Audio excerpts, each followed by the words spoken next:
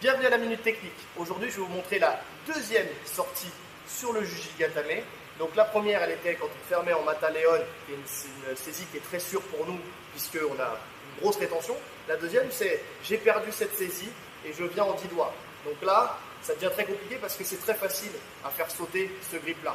En poussant avec les jambes, en venant chercher, jouer sur le poignet. Il y a plein de manières de faire sauter ce grip-là. Donc, je vais vous montrer comment sécuriser votre bras pour faire votre sortie. Je suis plus en juji. Ok, donc j'étais là, ça a lâché, j'arrive en 10 doigts ici. Important déjà, premier détail, le 10 doigts, ma main qui est attaquée doit avoir la paume vers moi, le doigt de la main vers moi. Justement, si j'inverse ici, c'est très mauvais parce que là, c'est très facile de faire sauter le grip. Alors que là, je serai très fort. S'il essaie de tirer et de remonter mon bras, je serai très fort. Autre chose où il faut faire attention, je vais déjà fermer mon coude ici. D'accord? Je vais mettre mon coude vers le sol.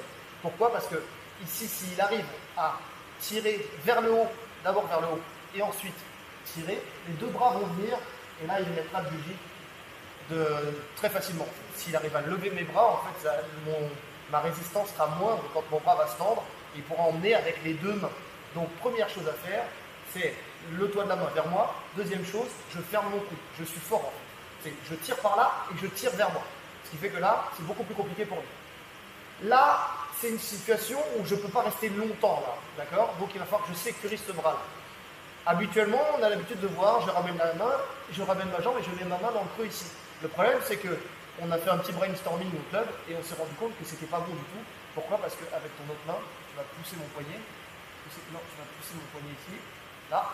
Et en fait, on fait sauter en espèce de kimura et il va tendre mon bras derrière. Donc, ici, ce que je vais faire, c'est que je vais ramener ma jambe à ma main et je vais venir ici, c'est-à-dire à l'extérieur. Ce qui va me permettre de rentrer beaucoup plus profondément, de refermer ma jambe dessus. Et là, même si on a l'impression que le fait d'être à l'extérieur, c'est plus dangereux pour mon bras, là, on tire de toutes les forces. Là, ici, je suis extrêmement fort sur cette saisie.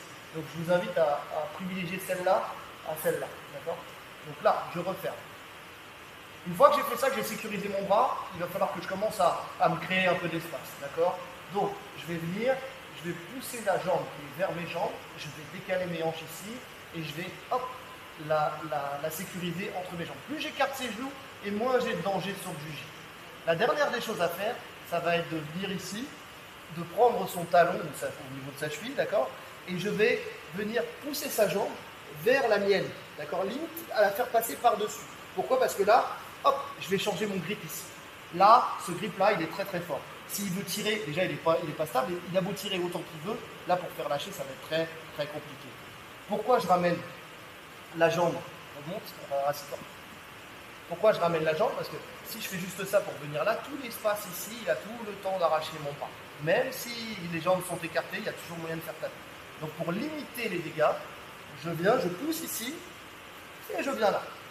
Une fois que je suis venu là, je suis très bien. Je n'ai plus qu'à ouvrir mes jambes, remonter sur lui, d'accord?